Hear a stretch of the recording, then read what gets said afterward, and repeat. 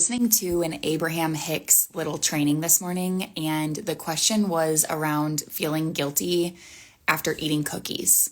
Like someone in the crowd came up and said, I have a really good life, like everything, like I feel happy in my life. I have a great relationship. I am a very successful adult, but my vice is that when I eat cookies, I absolutely tear myself to shreds. Like I hate myself. And Abraham Hicks came back and said something like, it's very interesting that we do this with our guilty pleasures, if you will, like you want to label them guilty pleasures. And she said, because if you watch like animals in nature, so like a dog, for example, my dog will go outside and she will eat grass when she feels like her body needs grass. Like if she feels like her body is nutrient deficient in something, or if she knows like I need to eat grass because I need to vomit up like whatever's inside of me because my stomach hurts. And even though she's eating grass, it's like grass is not a part of her normal every single day diet. She just knows to go do that instinctively. And I think it's interesting because Abraham Hicks was like, what if you craving a cookie was like your body's way of telling you that you needed some sort of, maybe not like nutrients, but like some sort of taste or some sort of joy, some sort of like break in what you normally eat so that you could sit with that and feel completely satisfied for a moment. Like what if your intuition, your heart knows exactly what you need in that moment and you simply just listened to it and you went and had the cookie. And I found that fascinating because I'm like, obviously like that's such a small thing. I love cookies too, but like, what if we did that with everything in life? What if we were able to get so in tune with what we needed in the moment and we listened to that voice and we went and we had it and not just had it and then like beat ourselves up over it, but what if we truly soaked in the experience of what we were doing? And when we were done with it, we were like, dang, that was fun. Like, I really enjoyed that. Like, I really loved that. Instead of thinking to ourselves, like, I shouldn't have eaten that cookie. Like, I shouldn't have had that. Like, I'm a loser. I'm a fatso. Like, whatever you go through in your mind or your heart, like getting rid of that completely and saying like, I'm checking in and I'm listening to my body and my body is craving chocolate right now. So I'm going to go treat myself to some chocolate and I'm going to have it. And I think this is so applicable to like the way we run our businesses and the way that we coach and the way that we create content.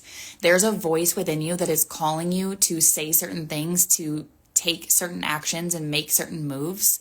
And if you keep putting it off, or if you keep going in the opposite direction and doing the moves that you're not called to do, and then you question why you're not feeling fulfilled, or you question why it's like not working out the way that you want it to work out, it's because you're completely ignoring the inner voice that you have that is there. It's in place to guide you.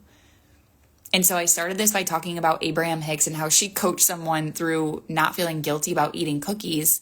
But this is highly applicable to like everything we do in leadership, in our brand growth, like in our business growth, everything along the lines of getting very quiet and very connected to that inner voice that we have, because that inner voice will guide you to whatever success it is that you want.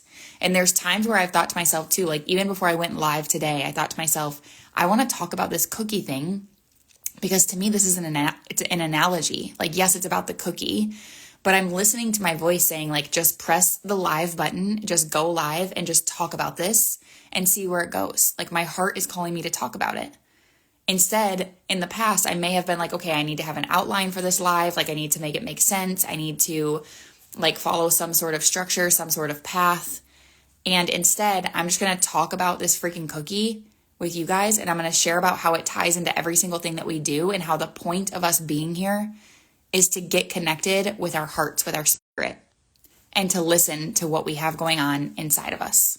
And then taking action in line, in alignment with where we want to move, where we ultimately like at our deepest core want to go and where we want to take that.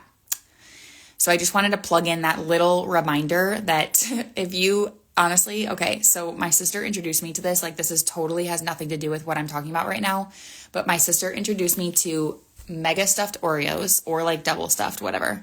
And you dip those in Biscoff cookie butter. You will not, I almost like shouldn't share this with you. I texted it to my friend, a picture of it, and I was like, this tastes like diarrhea. Like whatever you do, do not buy it. But it is truly life-changing. And I've been indulging in that like the last 3 nights. My husband and I have been like smashing Oreos with Biscoff cookie butter. And I don't feel guilty at all because I'm like, dude, I just like worked my butt off last week at this conference and now I'm home and I'm still working my butt off. Like I have so much to catch up on, but it's like, that's something that I feel like I just want to have that, and I just want to enjoy it and I'm not going to beat myself up over it. It's like my body wants that enjoyment and I'm going to go for it. And you can justify it all day. Like you can try to justify like, okay, I'm going to eat a cookie because I deserve it because I worked hard, but that's also not the point. It's like, if I really got quiet and I thought to myself, like, do I even really want this cookie? A lot of times I probably don't. Anyway, all of that to say, I am so excited. I'm working on something behind the scenes where I'm going to help coach you through strengthening like this inner voice and this inner energy that is calling on you to take certain action and to make certain moves. And for so long, like you've probably just gotten used to like ignoring it and trying to follow direction or trying to follow the rules or being a good girl and like making sure that you do it the right way, the way that you should do it. And it's like those blueprints and that path is put in place for a reason. And sometimes it's like a nice thing to follow, but it's like, why do we feel the need to be so rigid all the time with these rules, like with this blueprint? All of that to say, I hope you're having a great day and there's more to come on this. And I love you so much and talk to you soon.